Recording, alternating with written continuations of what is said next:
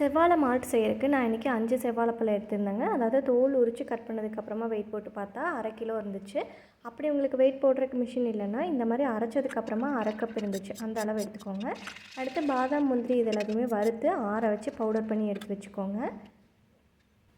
அடுத்து நம்ம அரைச்சி வச்சுருந்த பழ பேஸ்ட்டை ஒரு இரும்பு வடச்சட்டியில் சேர்த்துட்டு இந்த மாதிரி நல்லா கிளறிட்டே இருக்கணுங்க. இந்த மாதிரி நல்லா திக்கானதுக்கப்புறமா 500 கிராம் நாட்டு சக்கரை சேர்த்துக்கிறேங்க. 500 கிராம் பழத்துக்கு 500 கிராம் நாட்டு சக்கரை, அப்படி இல்லைனா 1/2 கப் பேஸ்ட்டுக்கு 1/2 கப் நாட்டு சக்கரை அப்படி சேர்த்துக்கோங்க.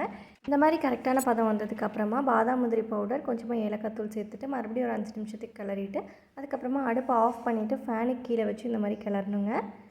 இந்த மால்ட் எப்படி செய்யணும்னு சொல்லிட்டு ஃபுல் வீடியோ போட்டிருக்கேங்க. அந்த வீடியோவை செக் பண்ணி பாருங்கள். கரெக்டான கன்சிஸ்டன்சி எல்லாமே கிளியராக சொல்லியிருக்கேன். வெயிலில் காய வச்சு எடுத்துகிட்டு இந்த மாதிரி நல்லா காஞ்சதுக்கப்புறமா பவுடராக அரைச்சி எடுத்துக்கலாங்க.